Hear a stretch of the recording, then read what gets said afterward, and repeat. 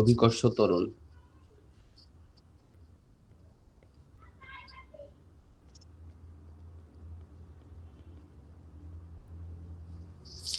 মহাকর্ষ বা অভিকর্ষ বলের প্রভাবে মুক্তভাবে গতিশীল বস্তু যে ত্বরণ লাভ করে তাকে অভিকর্ষ ত্বরণ বলে। মহাকর্ষ বা অভিকর্ষ বলের প্রভাবে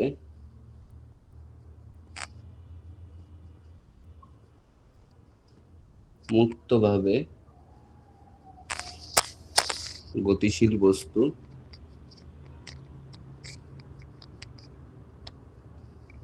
যে ত্বরণ লাভ করে মহাকর্ষ বা অভিকর্ষ বলের প্রভাবে মুক্তভাবে গতিশীল বস্তু যে ত্বরণ লাভ করে তাকে অভিকর্ষ ত্বরণ বলে।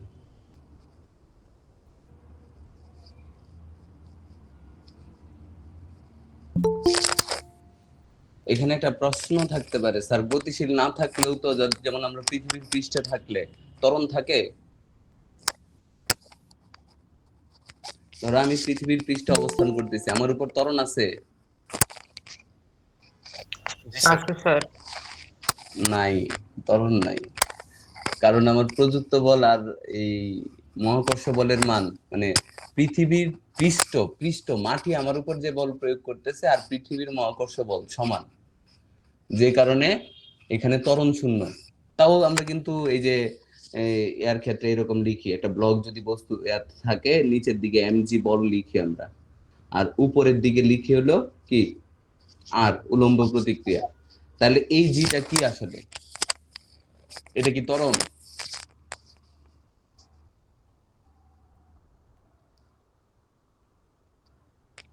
এটা কি অভিকর্ষ ত্বরণ?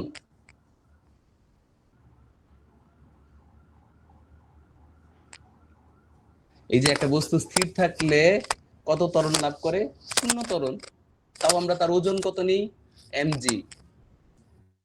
স্যার ইন্টারেস্টিংলি এই জিটা কিন্তু ত্বরণ না, এই জিটা ত্বরণ না। আমরা আরেকটা টার্ম পড়বো, সেটা হলো মহাকর্ষ প্রাবল্য।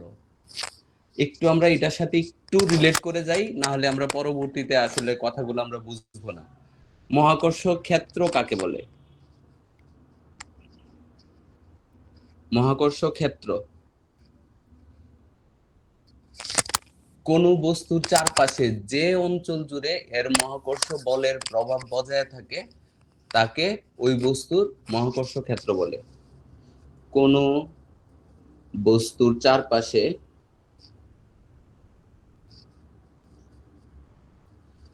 যে অঞ্চল জুড়ে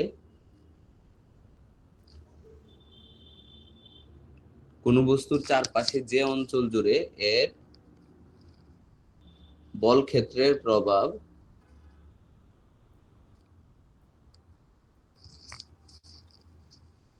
বজায় থাকে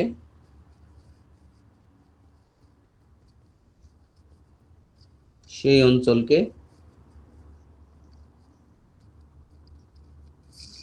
অঞ্চলকে ওই বস্তুর মহাকর্ষ ক্ষেত্র বলে। বল ক্ষেত্রের প্রভাব থেকে আমরা একটু কারেকশন করি, এটা অন্য যে অঞ্চল জুড়ে এর মহাকর্ষ বলের প্রভাব বজায়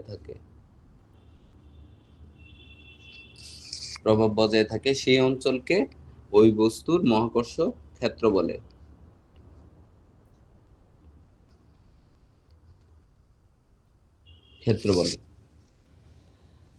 ঠিক আছে। তারপরে আসে মহাকর্ষ প্রাবল্য। মহাকর্ষ প্রাবল্য এটার আরেকটা নাম আছে বা ক্ষেত্র প্রাবল্য। মহাকর্ষ প্রাবল্য বা ক্ষেত্র প্রাবল্য। কোন বস্তুর মহাকর্ষ ক্ষেত্রে একক ভরের বস্তু স্থাপন করলে এইটি যে বল অনুভব করে তাকে ওই ক্ষেত্রের ওই বিন্দুর মহাকর্ষ প্রাবল্য বা ক্ষেত্র প্রাবল্য বলে। তাহলে কোনো বস্তুর মহাকর্ষ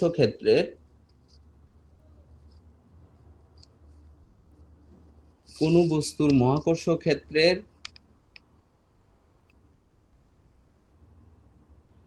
কোনো বিন্দুতে একক ভরের বস্তু স্থাপন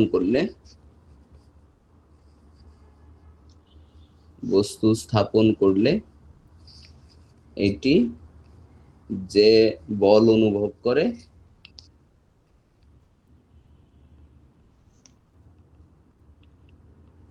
তাকে ওই মহাকর্ষ ক্ষেত্রের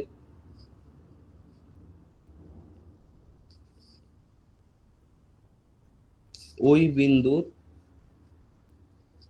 ক্ষেত্র প্রাবল্য বলে।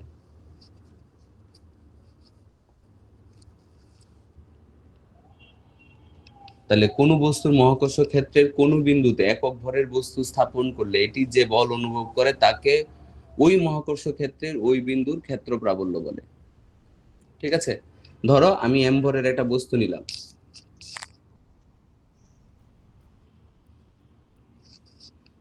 এম ভরের একটা বস্তু নিলাম, সেটা পৃথিবী হইতে পারে বা অন্য কিছু, এর ব্যাসার্ধ ক্যাপিটাল আর। ঠিক আছে, তাহলে এই যে মহাকর্ষ ক্ষেত্র, এই যে এটার মহাকর্ষ ক্ষেত্রে এর পাল্লা হয় অসীম, এটা অসীম পর্যন্ত বিস্তৃত। তাহলে এই কেন্দ্র থেকে ধরো 8 দূরে এই পি বিন্দুতে আমি 1 কেজি m = 1 কেজি ভরের একটা বস্তু রাখলাম। তাহলে f কত? g m/r²। তাহলে m ভরের বস্তু অনুভব করে কত বল? f বল। সুতরাং 1 কেজি ভরের বস্তু অনুভব করে f/m বল। আর এইটাকে আমরা বলতেছি মহাকর্ষ প্রাবল্য। এটাকে আমরা ক্যাপিটাল ই দ্বারা প্রকাশ করি, এটা হলো f/m। এর একক লিখি, এর একক নিউটন পার কেজি। আচ্ছা, নিউটন পার কেজি কে ভাঙাইলে কি হয় দেখো তো? এটাকে যদি ভাঙাই, নিউটন কি? K G metre square, metre per second square. Metre second inverse 2, K G inverse 1। তাহলে কেজি নাই, তাহলে কি থাকলো? এটা কিসের একক? ত্বরণ। যা ত্বরণের একক।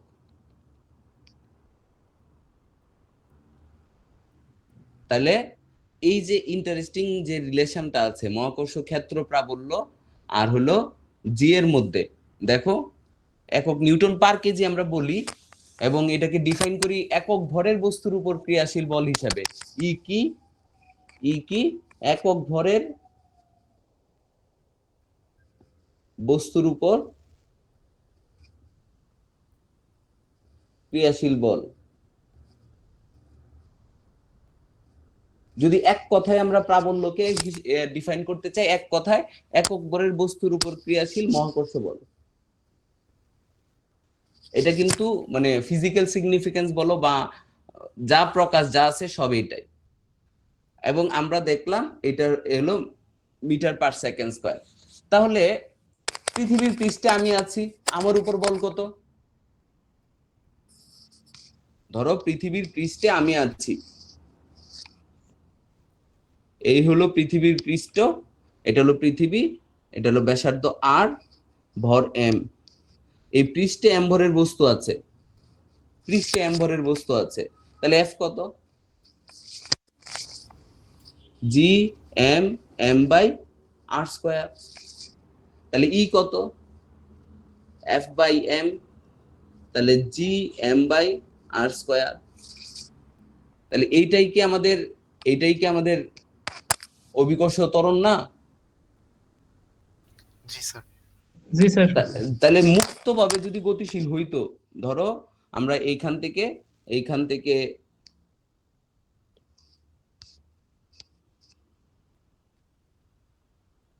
এই 8 দূরে m ভরের বস্তু নিলাম, তাহলে f কত? g m by r square. তাহলে এই যে আমরা এটা লিখতে পারি f equal to mg equal to m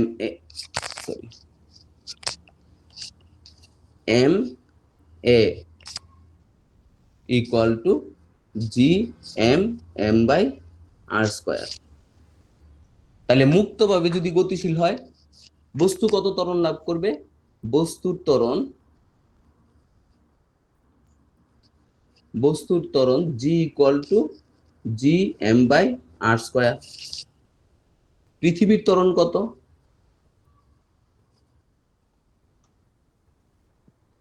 a equal to m আর m কাটা দিলে g small m by r square. এইটা নিয়ারলি 0, আর এইটা তো আমরা অভিকর্ষ ত্বরণ, আর উপরেরটাকে আমরা বলতেছি অভিকর্ষজ ত্বরণ। ঠিক আছে? তাহলে পৃথিবীর পৃষ্ঠে কত? g equal to gm by r square, যেখানে r ইকুয়াল টু r। তাহলে এই যে দেখো, আমরা ই যা পাইছি পৃথিবীর পৃষ্ঠে, জি এর মানও একই পাইছি। এখন অ্যাকচুয়ালি এটা কিন্তু একটা খুব কমন কোয়েশ্চেন, যে মহাকর্ষ প্রাবল্য ও অভিকর্ষ ত্বরণের মধ্যে পার্থক্য কি। এটা হলো একটা মানে 2 মার্কের একটা কমন কোয়েশ্চেন, যদিও তোমাদের এই পরীক্ষায় আসবে না, কারণ এই পরীক্ষায় প্রাবল্য নাই।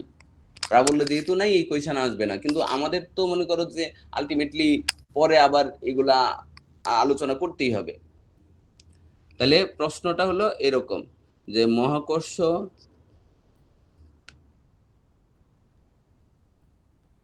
মহাকর্ষ প্রাবল্য ও অভিকর্ষ ত্বরণের মধ্যে পার্থক্য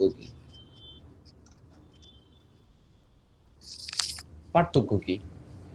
যদি আমরা এতে বলি মান এক, ধরো যে কোনো বিন্দুতে, মহাকর্ষ ক্ষেত্রে যে কোনো বিন্দুতে জি এর মান আর ই এর মান সমান।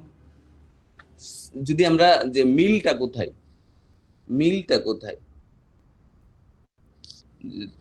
মহাকর্ষ ক্ষেত্রের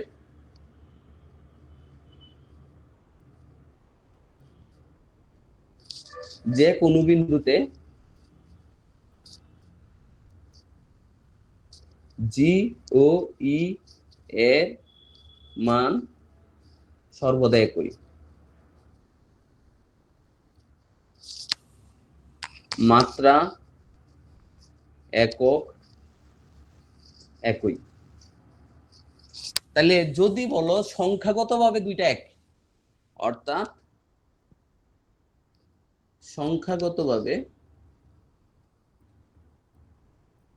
ইকুয়েশন থেকে ধরে সমীকরণ বা যা যা ইফেক্ট বলো সব এক, সংখ্যাগতভাবে ই ও জি একই রাশি। তাহলে আদৌ কোনো এদের পার্থক্য আছে? এদের কোনো পার্থক্য আছে? না স্যার। আছে। আছে স্যার। এদের পার্থক্য হলো ভৌত তাৎপর্যে। তাহলে এদের পার্থক্যটা হলো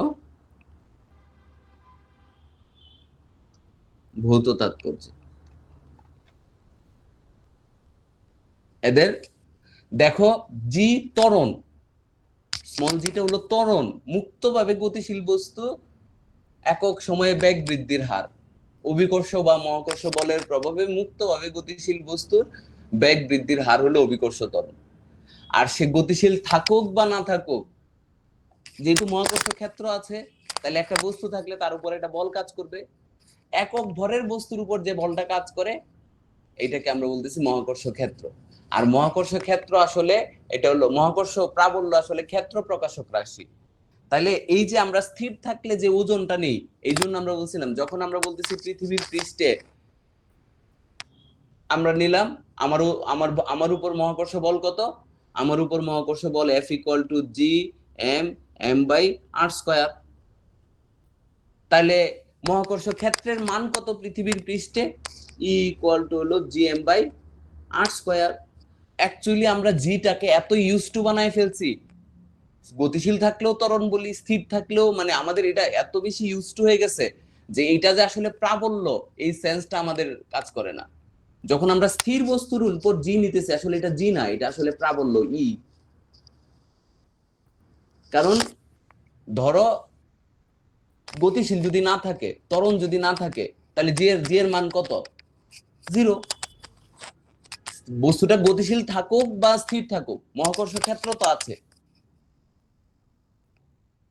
বস্তুটা স্থির বা গতিশীল যেই থাকুক, মহাকর্ষ ক্ষেত্র না থাকলে কি মহাকর্ষ বলের প্রভাবে গতিশীল হবে? No sir. তাহলে মহাকর্ষ ক্ষেত্র আছে, আর ক্ষেত্র প্রকাশক রাশিটাই হলো প্রাবল্য। তার মানে স্থির থাকুক বা গতিশীল থাকুক, ই তো থাকবেই। কারণ ই দিয়ে আমরা কি প্রকাশ করতেছি, ক্ষেত্র প্রকাশ করতেছি। আর অ্যাকচুয়ালি গতিশীল না থাকলে জি জিরো, মুক্তভাবে গতিশীল থাকলে জি থাকে। আর অন্য সময় আমরা যে জিটা বলি, এটা আসলে ই কেই আমরা জি বলি। দুইটা মান সমান, ই বলি আর জি বলি, আসলে সংখ্যাগতভাবে কোনো পার্থক্য নাই। যে কারণে আমরা স্থির বস্তুর উপর মহাকর্ষ বল প্রয়োগ করতে আমরা যে জিটা ইউজ করি এম জি, এই জিটা আসলে ই, মহাকর্ষ ক্ষেত্র প্রাবল্য।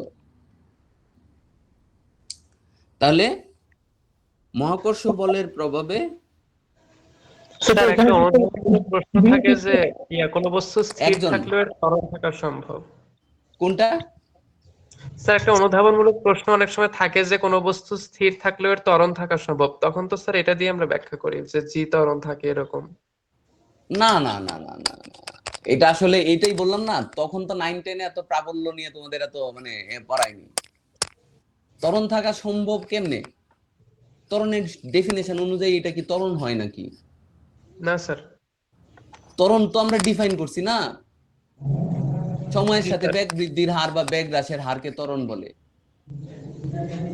হ্যাঁ, বস্তু সমবেগে গতিশীল থাকলে ত্বরণ থাকতে পারে। যেটা কি, ধরো আমরা কি করলাম, এই একটা বস্তুকে অভিকর্ষ বলের বিরুদ্ধে সমবেগে গতিশীল রাখলাম। আমি যদি বল প্রয়োগ না করতাম তাইলে মন্দন হইতো, কত মন্দন হইতো, জি মন্দন হইতো। এই মন্দনটাকে আমি অপোজ করতেছি কিভাবে, বল দিয়ে। ঠিক আছে, একটা বস্তু স্থির, তার কেমনে ত্বরণ থাকতে পারে? জি স্যার হ্যাঁ, বুঝছি।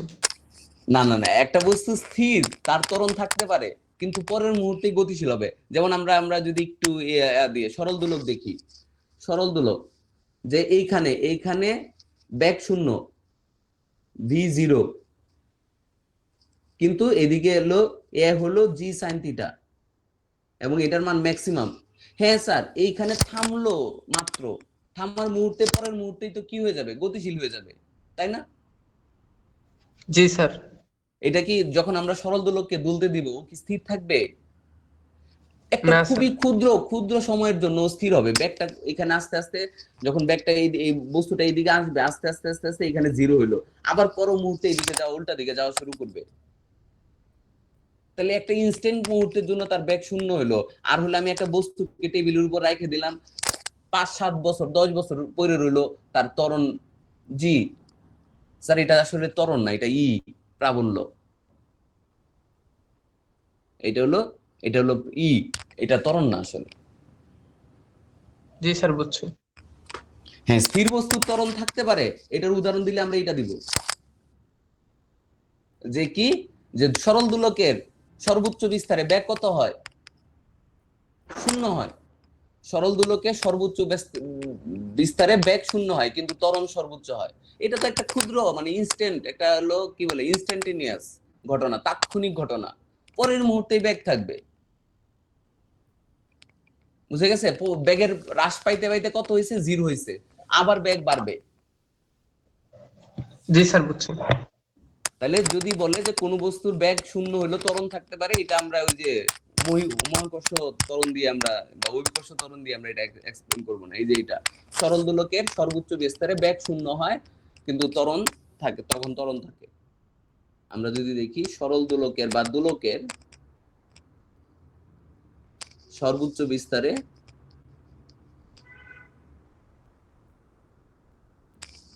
বেগ শূন্য কিন্তু ত্বরণ সর্বোচ্চ।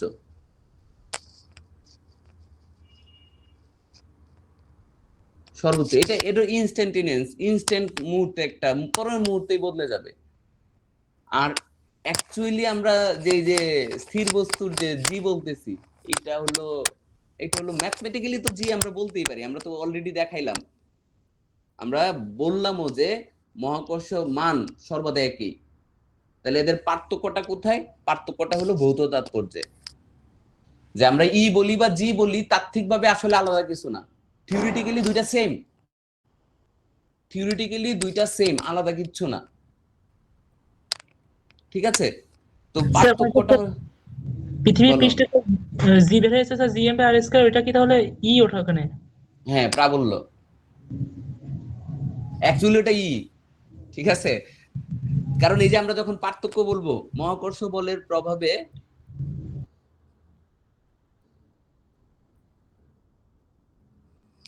বানানে তো কেমনে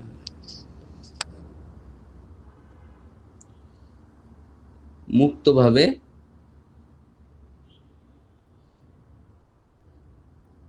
গতিশীল বস্তুর বেগ বৃদ্ধির হারকে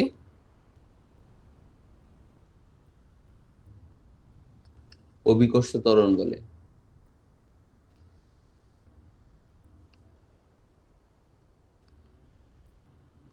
অপরদিকে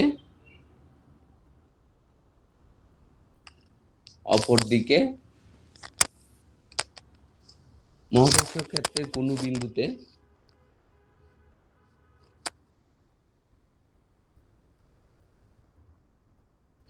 কোনো বিন্দুতে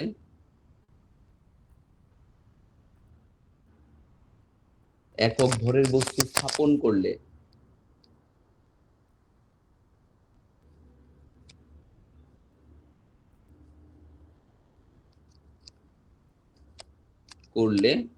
এটি যে বল অনুভব করে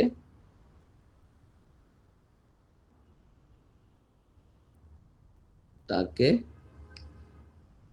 ওই মহাকর্ষ ক্ষেত্রের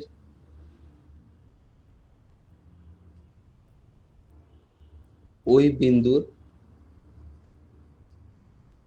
ক্ষেত্র প্রাবল্য বলে।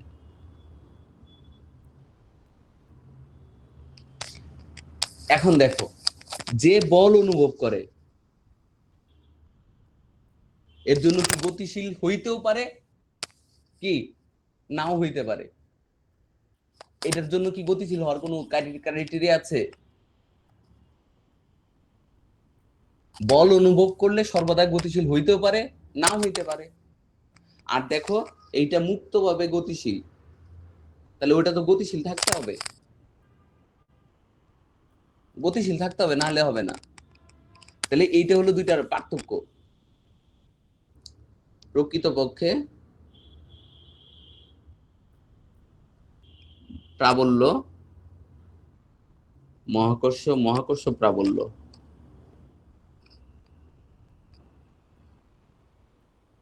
ক্ষেত্র প্রকাশক রাশি।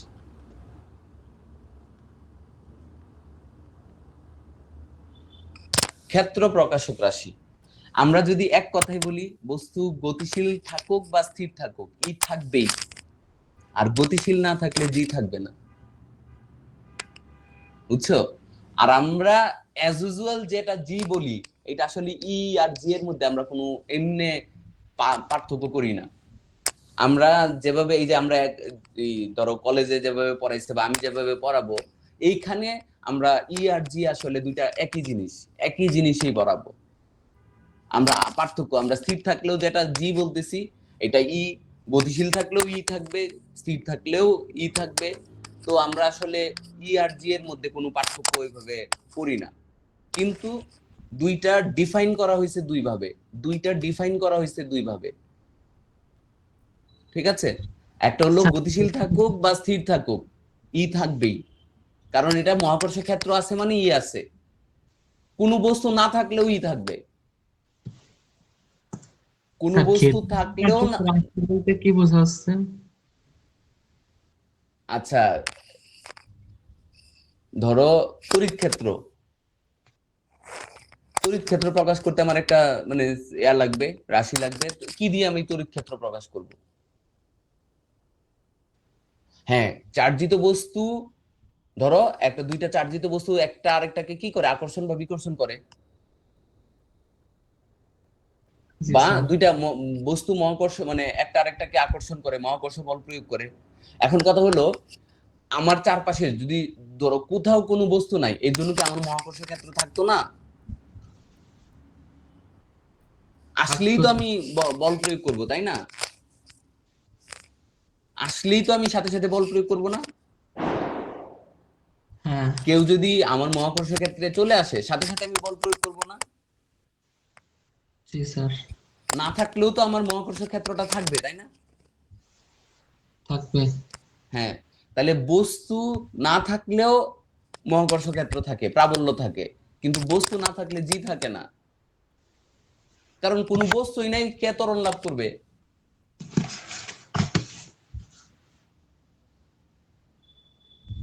কি বুঝে গেছে? বা কারো কোনো প্রশ্ন থাকলে বলতে পারো। এটা কিন্তু একটা মানে দুইটা আমরা আগেই বলতেছি, মান বলো, একক বলো, মাত্রা বলো, সব এক, সংখ্যাগতভাবে দুইটা সেম, কিন্তু পার্থক্যটা হলো আসলে আমরা কিভাবে ডিফাইন করতেছি। ও ত্বরণ, বস্তু না থাকলে ত্বরণ হয় না, বস্তু না থাকলে ত্বরণ হবে, কিন্তু বস্তু না থাকলেও ক্ষেত্র থাকবে, প্রাবল্য থাকবে। তারপরে আবার বস্তু থাকলেই ত্বরণ হবে, বিষয়টা এরকম না। যদি আরেকটা বল প্রয়োগ করে ক্যান্সেল আউট করে দেয়, তখন কিন্তু অভিকর্ষ ত্বরণ থাকবে না, কিন্তু প্রাবল্য তো থাকবেই। স্যার তার মানে কি স্যার, যদি একটা বস্তু উপর থেকে নিচে পড়ে তাহলে কি যেটা জি সেটাই ই, আর হ্যাঁ যদি হ্যাঁ, স্থির থাকে তাহলে ই আর জি একই না?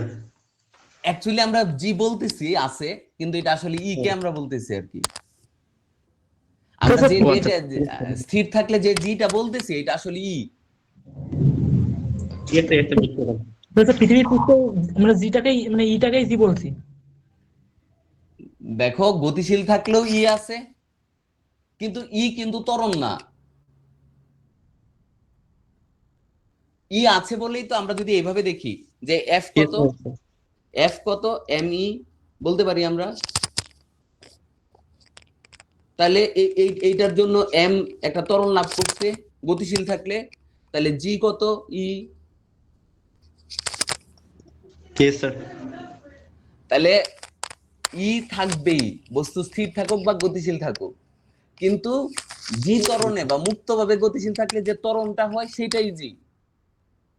আর আমরা মানে জিটাকে এত ইউজ টু করছি, ই আর জি এর মধ্যে আসলে আমরা কোনো ফারাক মানে রাখি না আর কি। এত ইউজ টু আমরা জি দিয়ে প্রকাশ করে স্বাচ্ছন্দ্য বোধ করি, সুতরাং যেহেতু প্রকাশ করতে আমরা স্বাচ্ছন্দ্য বোধ করি, আমরা ওইটাকে জি বলতেছি, কোনো সমস্যা নাই।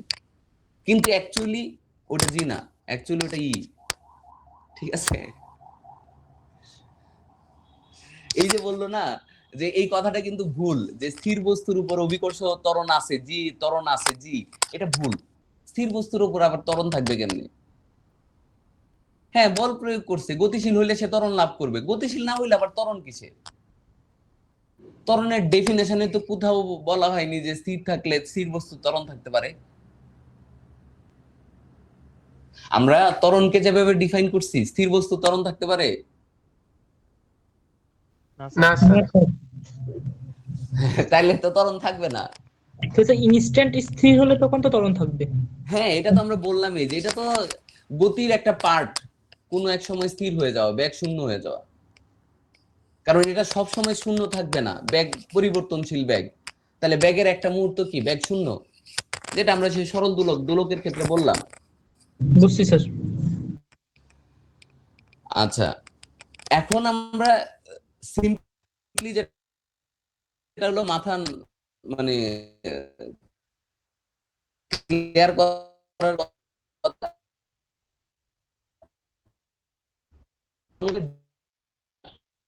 আলাদা হবে, তবে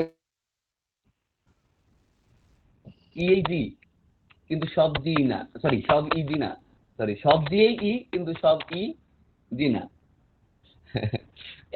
এইগুলো দরকার নাই। এই যে আমরা যেটা লিখছি, যে লিখবো মহাকর্ষ ক্ষেত্রে যে কোনো বিন্দুতে জি ই এর মান সর্বদা একই, মাত্রা মান সবই এক, সংখ্যাগতভাবে এক। আমরা এদের পার্থক্য করি হলো ভৌত তাৎপর্যে, তারপরে দুইটা ডেফিনেশন দিয়ে আমরা পার্থক্য করে দিব। এবং ওটা আমরা কি- অ্যাকচুয়ালি যে বলার ক্ষেত্রে যেটা বলি, এই যে ই থাকবেই, জি জিরো মানে জি যখন থাকবে মুক্তভাবে গতিশীল হলে জি থাকবে, কিন্তু ই সর্বদা থাকবেই, জি থাকলেও থাকবে না থাকলেও থাকবে।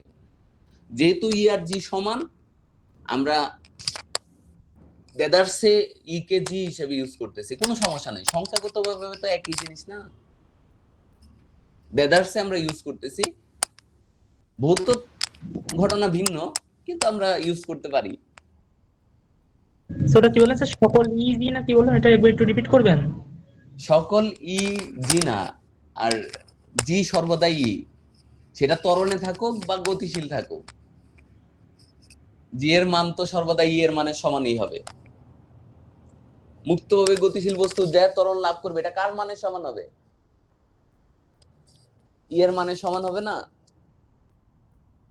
কারণ ওই তো মহাকর্ষ বল, একক ভরের বস্তু এত বল লাভ করে, ওইটাই আসলে ত্বরণ হবে মুক্তভাবে গতিশীল হইলে।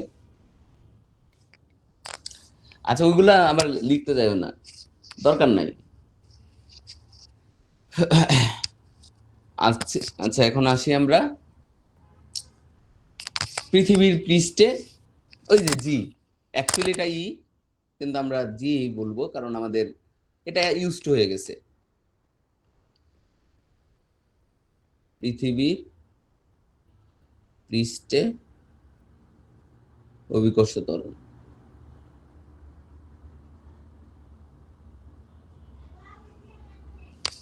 তাহলে এই হলো আমাদের পৃথিবী,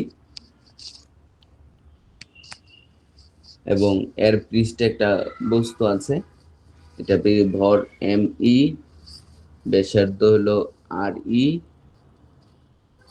পৃষ্ঠে এখানে এম ভরের একটা বস্তু আছে, তাহলে এফ কত? G M M by R square, ঠিক আছে। সুতরাং g equal to m g equal to F, তার মানে g equal to F by m, তাহলে g equal to G M by R square. যদি বলো যে সবচেয়ে বেশি দরকার কোন সমীকরণটা, এটা সবচেয়ে বেশি দরকার, এই সমীকরণটা, এটা পৃথিবীর স্যার সাথে যাদের, বলো। স্যার সেলুন স্যারের বই একটা অঙ্ক দেখলাম যে আহ, প্রশ্নে মানে একটা অঙ্ক আছে, অঙ্ক হলো আমাদের অভিকর্ষ ত্বরণটা ব্যবহার করতে হবে। এখন স্যার প্রশ্নে পৃথিবীর ভর আর ব্যাসার্ধ দেওয়া আছে, ওজন্য ওরা অভিকর্ষ ত্বরণটা 9.8 না নিয়ে আগে বের করে দেখাইছে আর কি। এটা কি স্যার দরকার আছে? এইটাই দরকার, এইটাই অ্যাকচুয়াল করা উচিত, ঠিক আছে। যদি তুমি পৃথিবীর ভর আর ব্যাসার্ধ দিয়ে থাকে, তুমি 9.8 ইউজ করবে না। ও তুমি আচ্ছা, এই যে বললাম না, মেইন সূত্র এটা, যে এর মেইন সূত্র এটা, মেইন সূত্র এটা, ঠিক আছে। জি স্যার। তাহলে ভর আর ব্যাসার্ধ দেওয়া থাকলে তুমি সরাসরি 9.8 ইউজ করবে না, যদিও 9.8 আসেও তাও ইউজ করবে না। এটা কিন্তু মানে এটা একটা মানে গুরুত্বপূর্ণ বিষয়, কারণ ভর আর ব্যাসার্ধ দেওয়া আছে মানে তুমি জি সরাসরি ইউজ করতে পারো না। তাইলে কি আগে বের করব তারপরে স্যার ম্যাথটা করব? হ্যাঁ হ্যাঁ হ্যাঁ, এবং এইটা কিন্তু ঘূর্ণন ইফেক্ট ছাড়া, মানে এটা হলো আলটিমেট, মানে আমরা বলি যদি পৃথিবী স্থির থাকতো জি এর মান কত হইতো, এই যে G M by R square, এটা হইতো। অনেক কন্ডিশনাল বিষয় আছে, ঠিক আছে। তাহলে এইটা হলো আমাদের মেইন ইকুয়েশন, এবং সর্বদা এটা মাথায় রাখতে হবে, এইটা মেইন ইকুয়েশন, 9.8 না, ঠিক আছে। এবং এতে ঘূর্ণনের ইফেক্ট নাই, অনেক অনেক কিছু, মানে আবার ঘূর্ণন দিলে তুমি এই জি এইটা ইউজ করলে হবে না, জি প্রাইম ইউজ করতে হবে। আস্তে আস্তে আমরা সব আসবো। তাহলে এই g equal to G M e by r e square, আমরা এইটার ইফেক্ট যদি বলি যে এই যে g earth equal to G M e by r e square, আর g another G M a r a square. তাহলে দুইটা তুলনা করলে কি আসবে? G a by g e G M a r a square into r e square by G M e. তাহলে সুতরাং এই জি এ, আরে আর আবার আর দিলাম কেন?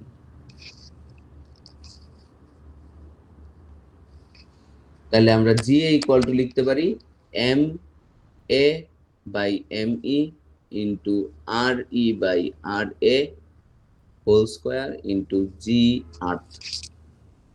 এইটার ইউজও কিন্তু অনেক অনেক, এই সমীকরণের ব্যবহার অনেক। স্যার আচ্ছা জি এটা কি? অ্যানাদার যে কোনো বস্তু, এটা চাঁদের পৃষ্ঠ হইতে পারে, মঙ্গলের পৃষ্ঠ হইতে পারে, হ্যাঁ, বৃহস্পতির পৃষ্ঠ হইতে পারে, যে কোনোটার কিছু হইতে পারে, বা একটা কাল্পনিক গ্রহ হইতে পারে। ঠিক আছে, যেমন মঙ্গলের ব্যাসার্ধ পৃথিবীর অর্ধেক আর ভর 10/1 ঠিক আছে, আমরা একটা এটারই একটা করি, মঙ্গল গ্রহের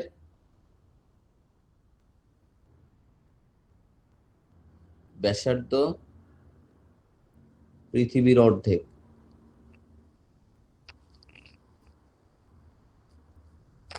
এবং ভর পৃথিবী ভরের 10/1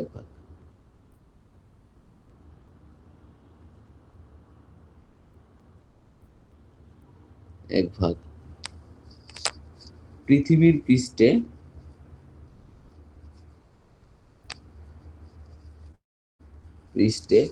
জি এর মান,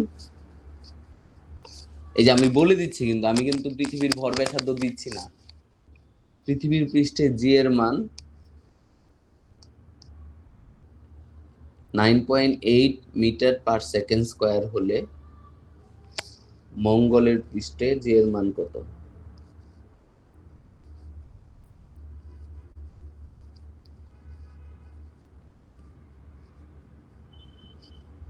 মান কত? মঙ্গল গ্রহের ব্যাসার্ধ পৃথিবীর অর্ধেক এবং ভর পৃথিবীর ভরের 10/1। তাইলে আমরা এই যে জি মার্স এম লিখতে পারি কত? ভর কত? তাহলে 1/10 ইন্টু 2/1,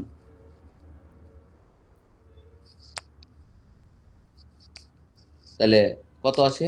4/10 ইন্টু 9.8, কত আসে?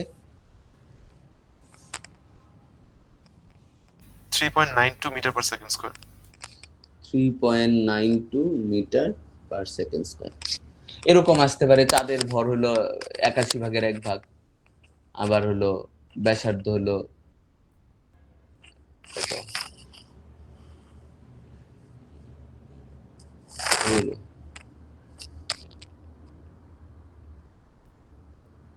4/1 ধরতে পারে।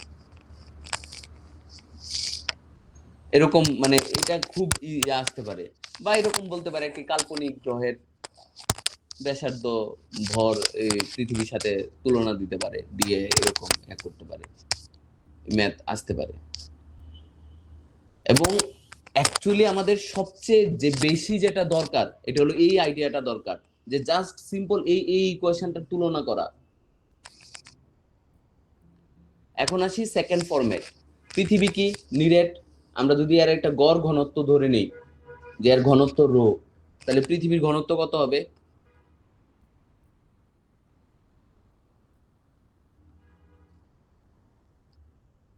ঘনত্ব কত হবে? Rho equal to M by V. তাহলে এম বাই কত? 4/3 আর কিউ। আচ্ছা, এই যে ব্যাসার্ধের সাথে গ্রহের ব্যাসার্ধের সাথে জি এর সম্পর্ক কেমন? বর্গের ব্যস্তানুপাতিক। না স্যার, গ্রহের ও হ্যাঁ আচ্ছা, ব্যাসার্ধের সমানুপাতিক। ব্যাসার্ধের সাথে জি সমানুপাতিক ভাবে পরিবর্তন হয়।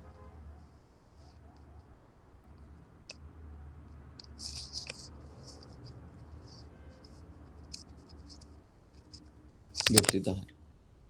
তাহলে এটা কি আর কেমন? এই যে g equal to G M by r square, তাইলে g by r square into M সমান কি লিখতে পারি? এম সমান এখান থেকে লিখতে পারি M equal to 4/3 pi R cube rho. তাহলে আমরা লিখতে পারি 4/3 পাই আর কিউব রো। তাহলে আর স্কোয়ার আর কিউবে কাটা, তাহলে g equal to 4/3 pi rho pi G rho r. এবং স্যার এটা একটু বুঝতে পারলাম না, স্যার গ্রহের ব্যাসার্ধের সাথে জি সমানুপাতিক ভাবে পরিবর্তিত হয় বলতে। এই যে স্যার দেখো এটা তো জি স্যার এটা যে স্যার ক্ষেত্র লাগে না স্যার, যদি স্যার রো কনস্ট্যান্ট হয় তখন স্যার আর এর সমানুপাতিক, আর এম কনস্ট্যান্ট হলে স্যার 1/r স্কয়ারের আর কি। কে রো কনস্ট্যান্ট হলে এম কনস্ট্যান্ট হলে কি রো কনস্ট্যান্ট হবে না? এম যদি কনস্ট্যান্ট হয় রো কি কনস্ট্যান্ট হবে না? জি স্যার। স্যার তাহলে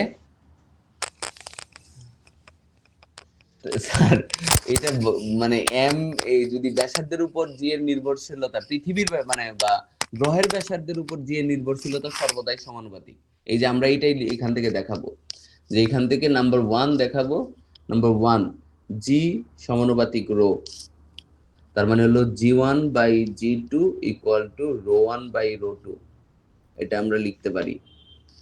আর নাম্বার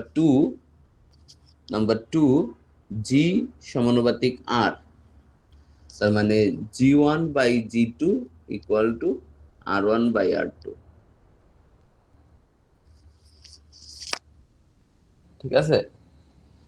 হ্যাঁ, ঘনত্ব যদি ভিন্ন মানে দুইটাই যদি পরিবর্তনশীল হয় তাহলে কি হবে?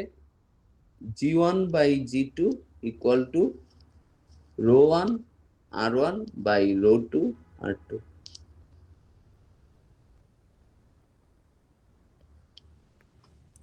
এটা হলো আর সেম হলে,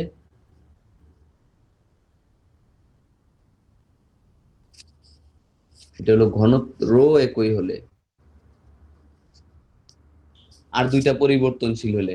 হ্যাঁ, এটার সাথে তুমি ওইটাও দেখাইতে পারো যে এইটা যে মানবে, এইটা দিয়ে যা প্রুফ করা যাবে স্যার আমরা অলরেডি দেখাইছি, এটা দিয়েও আমরা একই জিনিস প্রুফ করতে পারবো, একই জিনিস। কিন্তু যদি বলো গ্রহের এর সাথে গ্রহের ব্যাসার্ধের সাথে জি আসলে সমানুপাতিক ভাবে পরিবর্তিত হয়। ঠিক আছে? গ্রহের ব্যাসার্ধের সাথে জি সমানুপাতিক হারে পরিবর্তিত হয়।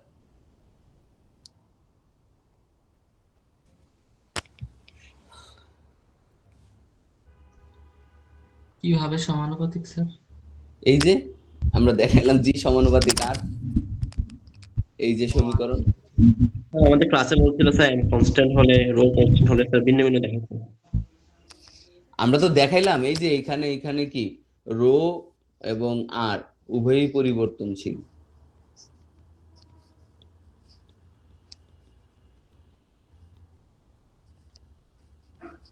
এটা দিয়ে তো আমরা দেখাইলাম। এবং আমি এটাও তো বললাম যে এই সমীকরণ আর এই যে আমার উপরের যে এটা জি এম এম ই এই একই, এটা একই সমীকরণ, ওইটা থেকে আমরা ওইটা পাবো। এম এম বসাও, রোয়ান আর ওয়ান ওই যে বসাও তুমি, এটা এই যে এম এ কি বসাবা? এম এ কি বসাবা? 4/3 pi r a cube rho a. আর এম এম এম ই বসাও 4/3 পাই আর ই কিউব রো ই বসাও, এই একই জিনিস পাবা, এটাই পাবো আমরা। এই যে এই সমীকরণটা পাবো আমরা। যে ভর ভিন্ন হইলে, ভর আর ঘনত্ব যদি ভর ভিন্ন হইলে যে এই সমীকরণ মানবে না, তা তো না। তখন ρ1 r1 = ρ2 r2 হবে। আমরা এই সমীকরণ, এই যে আমরা এইটা যে শুরুটা যে ফান্ডামেন্টাল ইকুয়েশন দেখাইছি, আর ρ1 r1 তো একই রেশিও আসবে। আচ্ছা স্যার, জি এ গ্রাফ যদি দেখি তাহলে সবসময় তো সমানুপাতিক আর থাকে না। কোনটা? জি এ গ্রাফে স্যার, কে বলছে সমানুপাতিক থাকে না? স্যার জি এ গ্রাফে স্যার ভূপৃষ্ঠ থেকে নিচ্ছে স্যার, যে সমানুপাতিক আর থাকে, কিন্তু স্যার যখন ভূপৃষ্ঠ থেকে উপরে যাবো তখন সেটা স্যার উপরে গেলে কি মানে- ভূপৃষ্ঠ আছে? ও আচ্ছা স্যার, আমি স্যার এখানে জাস্ট সারফেস হিসাব করতেছি না। হ্যাঁ, আমরা তো এখন উপরে গেলে কি, এই যে গ্রহের ব্যাসার্ধ, উপরে গেলে কি আর গ্রহের ব্যাসার্ধ আছে নাকি? আচ্ছা ঠিক আছে স্যার, ঠিক আছে, বুঝছি স্যার। উপরে বাইরে গেলে তুমি তো এই গ্রাফের কথা বলতেছো না? জি স্যার। এই গ্রাফ তো এই যে এটা তো এই আর, এর পরে কি আর আছে নাকি? এটা কি গ্রহের ব্যাসার্ধ হবে? জি স্যার, বুঝছি স্যার। এরপরে তো গ্রহের ব্যাসার্ধ আর হবে না। এটার একটা ম্যাথ দিই, সিম্পল ম্যাথ। হঠাৎ করে পৃথিবীর ঘনত্ব দ্বিগুণ হয়ে গেলে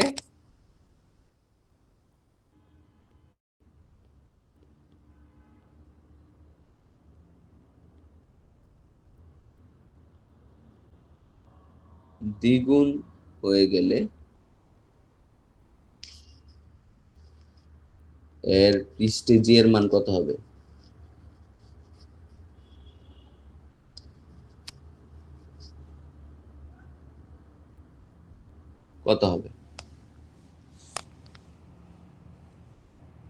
তাহলে ভর কি থাকবে?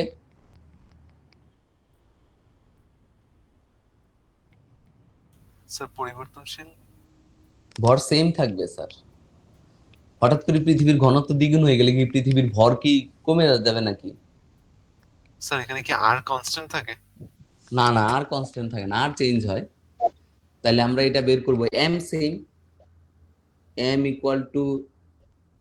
4/3 পাই r1 কিউব, ρ1 = 4/3 পাই r2 কিউব, ρ2। তাহলে r1 cube ρ1 = r2 cube into 2 ρ1। তাহলে ρ1 কাটা, তাহলে r2 = হবে r1/2।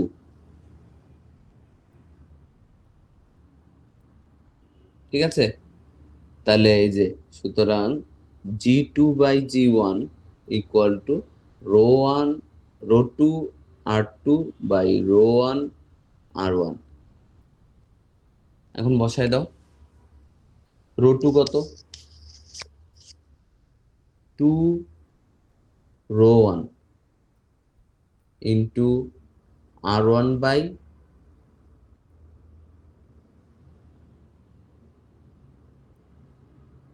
আর নিচে হইলো r1 ρ1। তাহলে থাকবে কত? g2 = 2 বাই, এটা হলো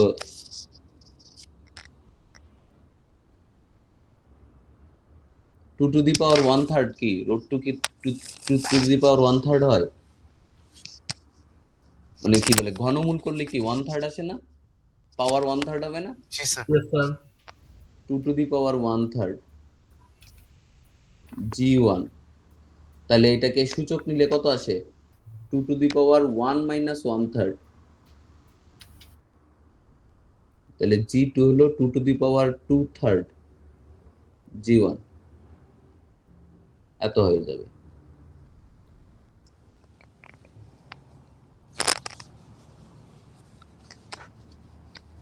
স্যার ভরটাকে ধ্রুবক ধরলাম কেন, আরেকবার একটু বলবেন? আরে হঠাৎ করে পৃথিবীর ঘনত্ব দ্বিগুণ হয়েছে, তার মানে কি ভর কি কমে দ্বিগুণ হয়েছে ঘনত্ব? কিন্তু স্যার হঠাৎ করে ঘনত্ব দ্বিগুণ হবে কিভাবে? ম্যাথ এই যে লিখে দিলাম, এইভাবে হইলো, বাস্তবে তো হবে না। ধরো এটা আইডিয়াটা কাজ করে হলো এর ক্ষেত্রে, এই কি বলে ব্ল্যাক হোলের ক্ষেত্রে ব্ল্যাক হোলের ঘনত্ব বাড়তে থাকে এবং র্যাপিডলি বাড়তে থাকে। তাহলে ব্ল্যাক হোলের কি আয়তন কমতে থাকে, সংকুচিত হতে থাকে। তাহলে আয়তন কমবে কিন্তু ভর ঠিক থাকবে, ঘনত্ব বাড়বে। এই হলো আইডিয়া।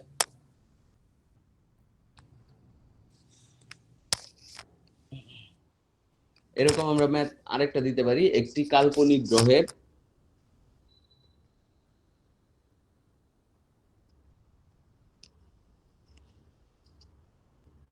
গ্রহের ব্যাসার্ধ পৃথিবীর ব্যাসার্ধের অর্ধেক,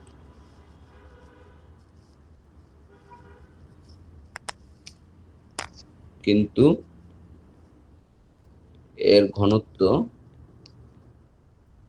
পৃথিবীর ঘনত্বের 3 গুণ হলে 3 গুণ।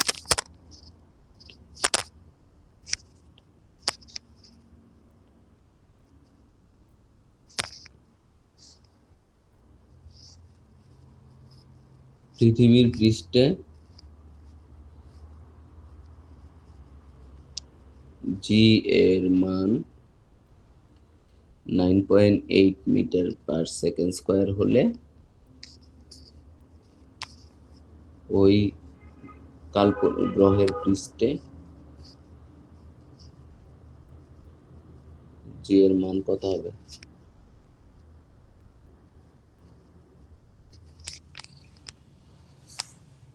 ব্যাসার্ধ অর্ধেক কিন্তু ঘনত্ব পৃথিবীর ঘনত্বের 3 গুণ, তখন জি এর মান কত হবে?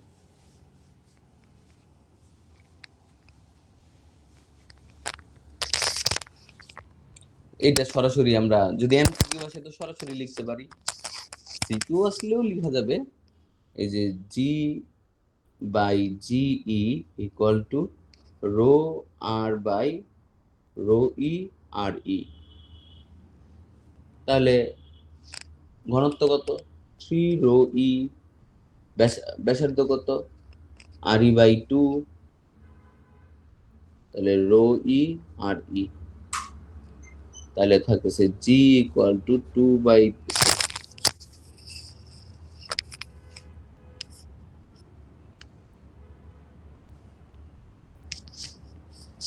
থাকতেছে 3/2 ইন্টু জিই, তাহলে 1.5 ইন্টু 9.8।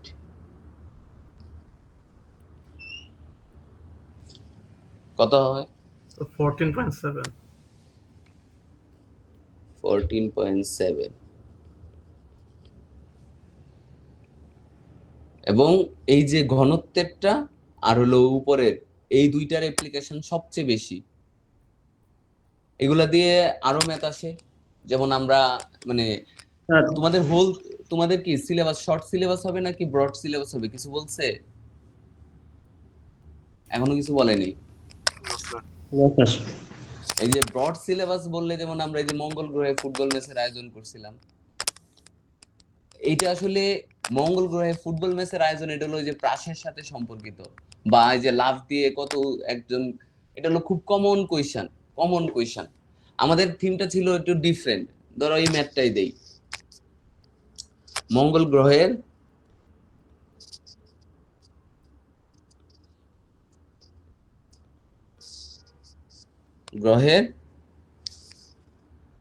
ভর ও ব্যাসার্ধ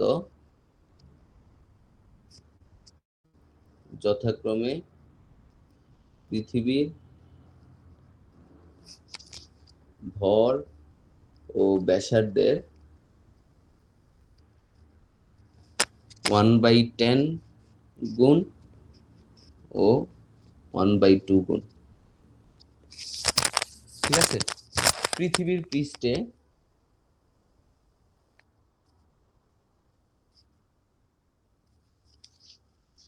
একটি ফুটবল মাঠের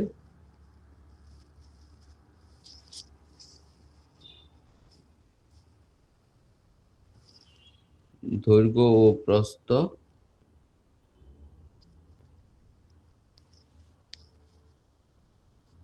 যথাক্রমে 90 মিটার ও 120 মিটার এবং একটি গোলবার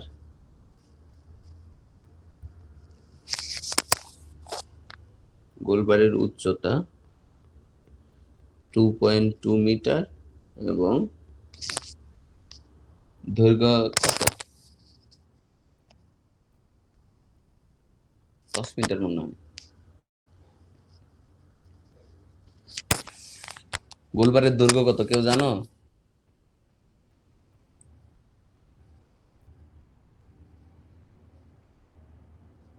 না স্যার।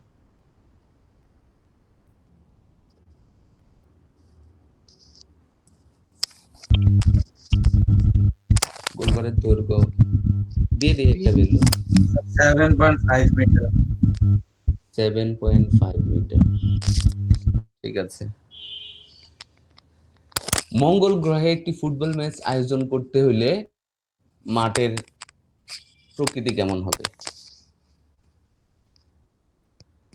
মঙ্গল গ্রহে একটি ফুটবল ম্যাচ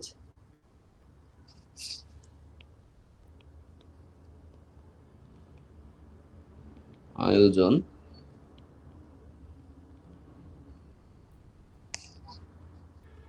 করতে হলে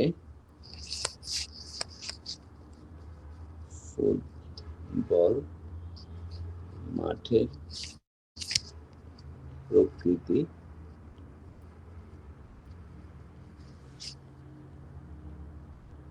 বিশ্লেষণ করো। অ্যাকচুয়ালি আমরা আচ্ছা বলো তো চাঁদে আমরা লাফাই কেন? না না হেঁটে চাঁদে লাফিয়ে লাফিয়ে হাঁটে কেন? স্যার রিঅ্যাকশন ফোর্স থাকে না, রিঅ্যাকশন ফোর্স কম থাকে তার জন্য। যাতে লাফায় লাফায় হাঁটে, হাঁটলে সমস্যা কি হতো?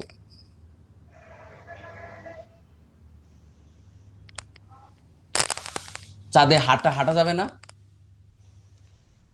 স্যার এমনি হাঁটে না, একটা ব্যাক মেলা মারে, হাঁটা ব্যাক যাবে কিনা বলো? হাঁটা স্যার যাবে। তাহলে হাঁটে না কেন? ফ্রিকশন পাওয়া যায় না স্যার। ফ্রিকশন পাওয়া যায় না, তাহলে দাঁড়ায় লাফ দিয়েও তো দাঁড়াই না, দাঁড়ায় থাকা যাবে?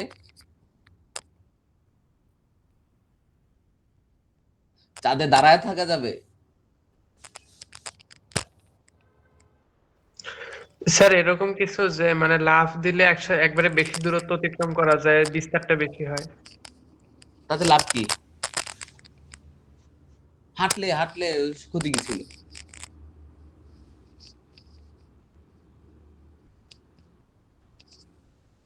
চাঁদে মানুষ যদি কেউ যায় তাহলে সে না হেঁটে লাফায় লাফায় চলবে কেন?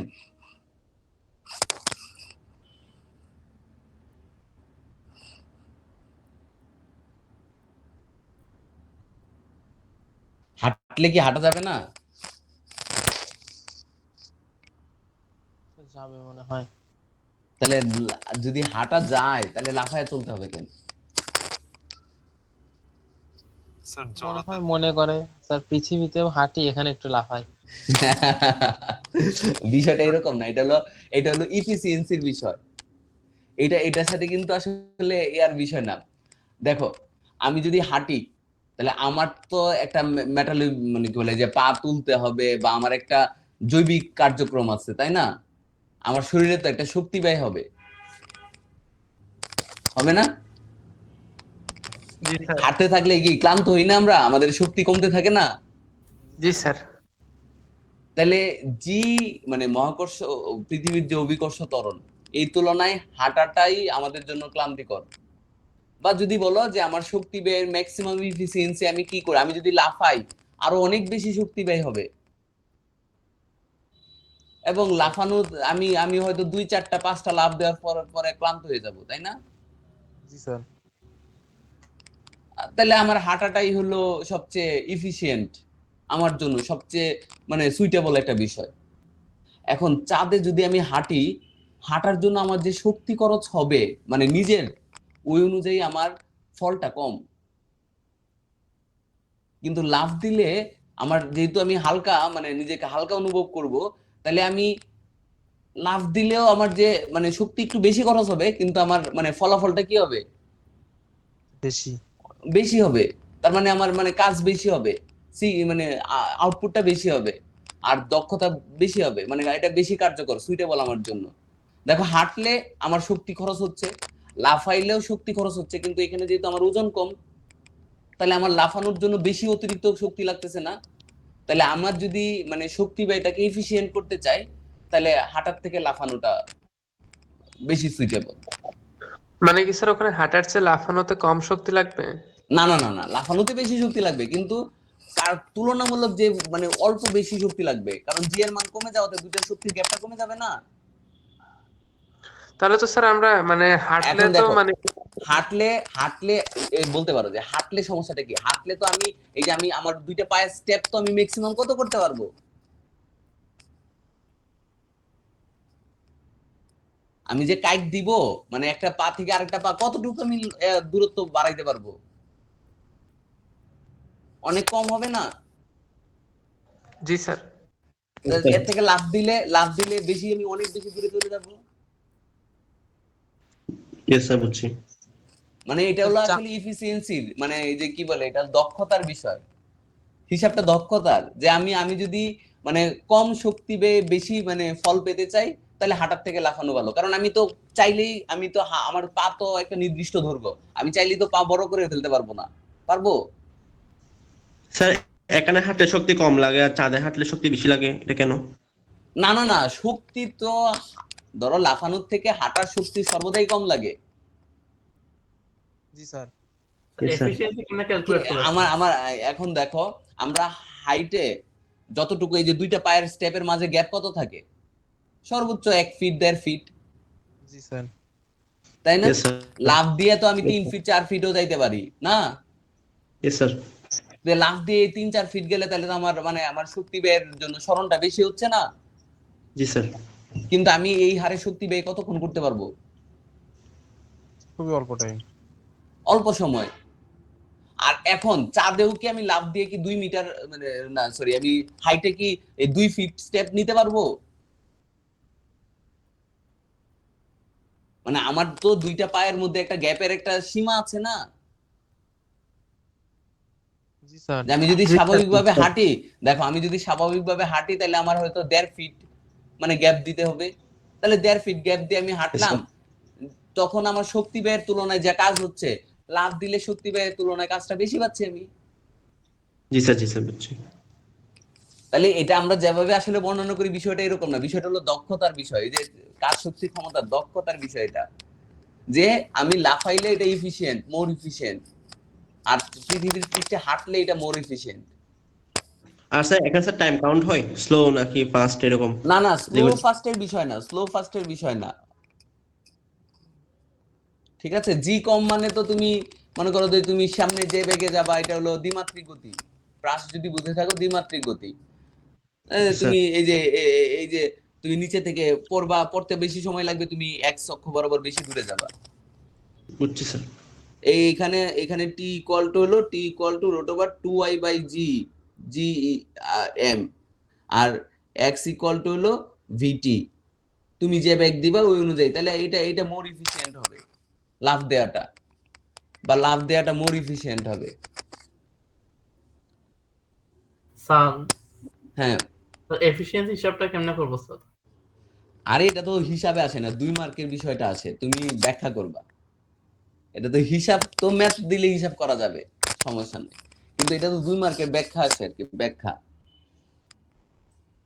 এখন দেখো, যেহেতু ভরও কম ব্যাসার্ধ, তাহলে আমরা অলরেডি এই এয়ার পৃষ্ঠে, মঙ্গলের পৃষ্ঠে জি এর মান বের করে রাখছি 3.92, পৃথিবীর 3 ভাগের 1 ভাগ, মোটামুটি 3 ভাগের 1 ভাগ, ঠিক আছে? তাহলে 3 ভাগের 1 ভাগ, তাহলে আমার এটা যদি ইফিশিয়েন্ট, আমি যদি মনে করো একটা ফুটবলে আমি সেই একই শক্তি দিয়ে, পৃথিবীর পৃষ্ঠে যে শক্তি দিয়ে আমি ফুটবলের শট নেই, একই শক্তি দিয়ে শট নিলে ফুটবলটা কি অনেক বেশি দূর যাবে, তাই Yes, না? sir. Yes, তাহলে sir. আমি লাফ দিয়ে পৃথিবীর পৃষ্ঠে যতটুকু উঠতে পারি ওইখানে অনেক বেশি উঠবো। Yes, sir. তাইলে আমার যদি স্বাভাবিক খেলাটা আমি খেলতে চাই, হ্যাঁ, আমি দৌড় দিলে লাফ দিয়ে অনেক দূরে চলে যাব, শট দিলে ফুটবল অনেক দূরে যাবে, গোলকিপার লাফ দিলে অনেক উপরে উঠে যাবে, সাইডে করলে অনেক অনেক দূরে চলে যাবে। তাহলে আমার মাঠটাকে বড় করতে হবে, এবং এই মাঠটাকে বড় করার প্রসেস হলো পাল্লা দিয়ে। পাল্লা, এই যে আর অনুভূমিক পাল্লা, আর ইকুয়াল টু, এটা হলো v nought square sine 2 theta nought by g, ঠিক আছে? তাহলে আর এম বাই আর ই, এটা কিন্তু ব্যাসার্ধ না, পাল্লা। আর এম বাই আর ই কত হবে? সব সেম, ব্যাক সেম, কোণ সেম, তাহলে এটা হয়ে যাবে জিই বাই জিএম। সুতরাং আর M equal to g e by G M into r e. তাহলে পৃথিবীতে যদি এই যে আর ই কোনটা হবে, আর ই হবে হলো 90 মিটার, এটাও পাল্লা হবে। আর ই হবে হলো 120 মিটার, এটাও পাল্লা হবে। আর ই ইকুয়াল টু হবে এই যে 7.5 মিটার, এইটাও পাল্লা হবে। এই সবগুলা কি হবে? পাল্লা হবে। 90 মিটার, 120 মিটার, কারণ কি এই অনুভূমিক দূরত্ব, মাঠ কেমন, এই এরকম এরকম, গোলকে বারটা কেমন, তাহলে এই যে এই অনুভূমিক দূরত্বটা সব আর হবে। তাহলে আমরা যদি এটা দেখি, এল এল ই বাই, আমরা যদি একটা নিই এল ইকুয়াল টু ধরো 120 মিটার, তাহলে L M by L E equal to G by GM. সুতরাং এল এম কত? 9.8 বাই 9, 3 পয়েন্ট কত পাইছি? 41।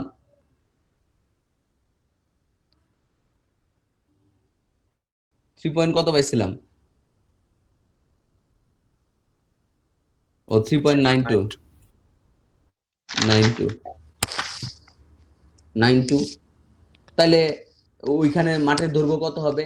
9.8 বাই 3.92 ইন্টু কত? 120। এটা হবে মাঠের দৈর্ঘ্য। মাঠের প্রস্থ কত হবে? বি এম ইকুয়াল টু হবে 9.8 বাই 3.92 ইন্টু 90। গোলকিপারের দৈর্ঘ্য কত হবে?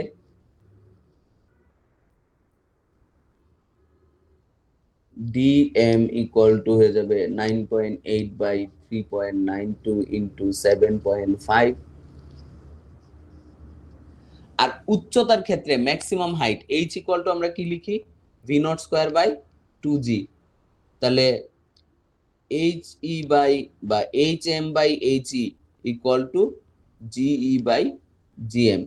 দেখো দুইটার ক্ষেত্রেই তুলনা করার পরে সমীকরণ কিন্তু সেম আসছে, তুলনা করার পরে সমীকরণ কিন্তু সেম আসছে, কিন্তু তুমি যদি ওই পাল্লা আর সর্বোচ্চ উচ্চতা প্যাচ লাগাও, কাইটা 0 দিয়ে দিবে।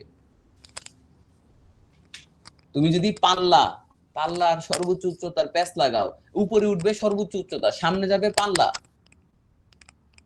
এটা প্যাচ লাগাইলে একবারে 0 দিয়ে দিবে।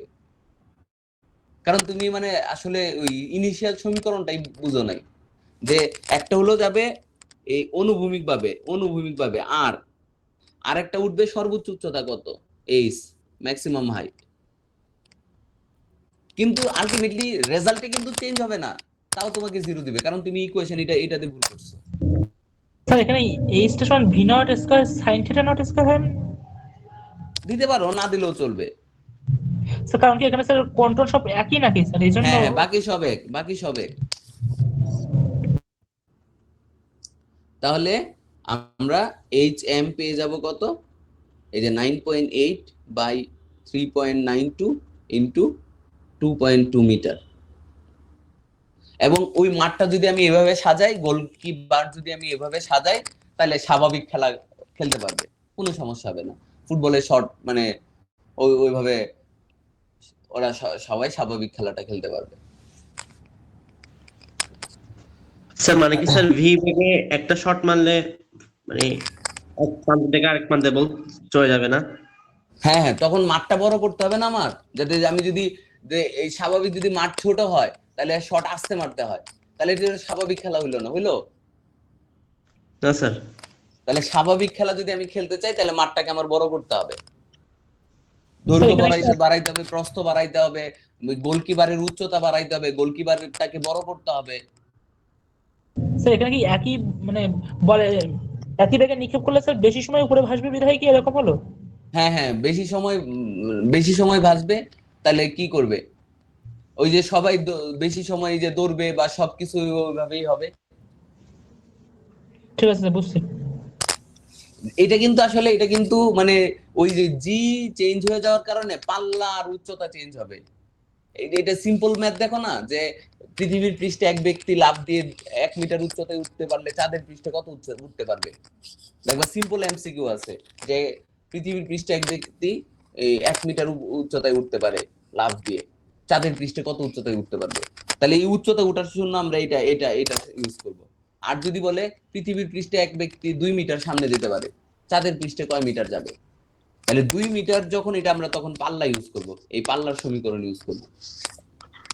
স্যার আপনি বলছেন স্যার আর স্যার এখানে স্যার প্যারালাল স্যার গিয়া রেডিয়াস, তাহলে এখানে আবার আর পাল্লা কেন ধরছেন? আর রেডিয়াস না, এটা হলো পাল্লা, অনুভূমিক পাল্লা। তো সূত্রের মধ্যে স্যার এটা নাই তো, সূত্রের মধ্যে স্যার আর স্যার গসের আরে আমরা তো এটা আর দিয়ে যে সম্পর্কটা, আমরা তো উপরে অনুভূমিক পাল্লার সূত্র লিখেই নিব না? হ্যাঁ স্যার। তারপরে তো যে আমরা দৈর্ঘ্যের জন্য নিলাম, প্রস্থের জন্য নিলাম, এর দৈর্ঘ্যের জন্য নিলাম, কি বলে এই গোলকিপারের দৈর্ঘ্যের জন্য নিলাম, কিন্তু আমাদের সূত্রটা আসছে কোত্থেকে? পাল্লা থেকে। উপরের সবগুলা সেম, শুধু জি ডিফারেন্ট।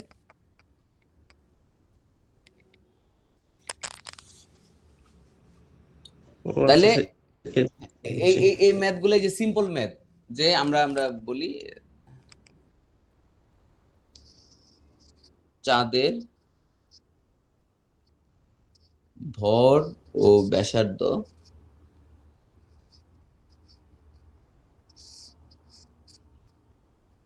পৃথিবীর ভর ও ব্যাসার্ধের যথাক্রমে 1/81 গুণ ও 1/4 গুণ পৃথিবীর পৃষ্ঠে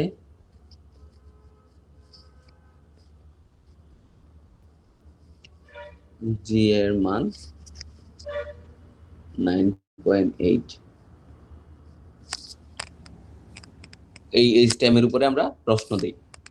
নাম্বার এ,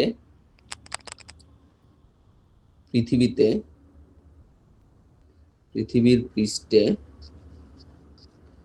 কোনো ব্যক্তি ওজন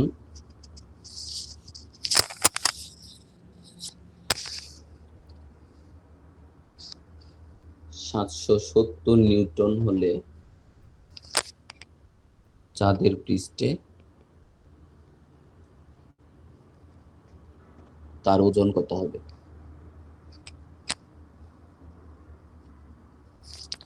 চাঁদের পৃষ্ঠে তার ওজন কত হবে? এটা হলো 1 নাম্বার কোয়েশ্চেন। নাম্বার বি, পৃথিবীর পৃষ্ঠে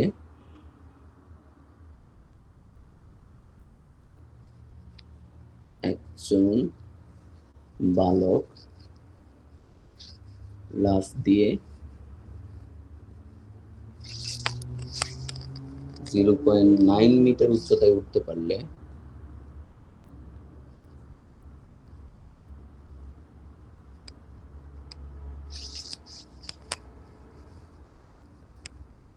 চাঁদের পৃষ্ঠে সে কত উচ্চতায় উঠতে পারবে? নাম্বার সি একজন অ্যাথলেট, ক্রীড়াবিদ না?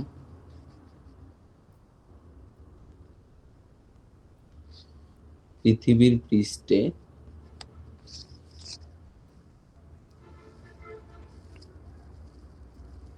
লাফ দিয়ে 7.92 মিটার যেতে পারলে সে চাঁদের পৃষ্ঠে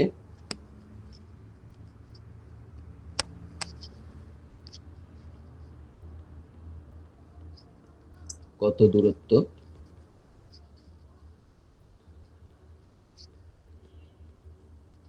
যেতে পারবে? তাহলে এই যে এখানে আমরা চাঁদের পৃষ্ঠে জি বের করব, তারপরে ওইভাবে ভর সেম। তাহলে এই যে এইটার জন্য আমরা এই যে এম জি আর হলো এম জি ই, জি একটা হলো দেয়া আছে আর এটা হলো এম জি এম। তাহলে ওই যে জিএম এর মান বসায় দিলেই আমরা ভর তো সেম। হ্যাঁ, তাহলে এম জি, আচ্ছা এটা কি বলে, 9.8 দিয়ে ভাগ করে ভরটা পেয়ে যাব, তারপরে জিএম বের করে দিলেই মানে আমাদের উত্তরটা চলে আসবে। ঠিক আছে, বা আমরা অন্যভাবে করেও করতে পারি, তুলনা করেও করতে পারি। আর বি নাম্বারের জন্য আমাদের সূত্র ইউজ করতে হবে এইচ ইকুয়াল টু এই যে V nought square sine square theta nought by 2g, বা আমরা শুধু V nought square by 2g use করতে পারি। আর নিচেরটার জন্য আমাদের পাল্লার সূত্র ইউজ করতে হবে R equal to v nought square sine square 2 theta nought by g, এই সূত্র ইউজ করতে হবে 3 নাম্বারটার জন্য, পাল্লা, অনুভূমিক পাল্লার সূত্র।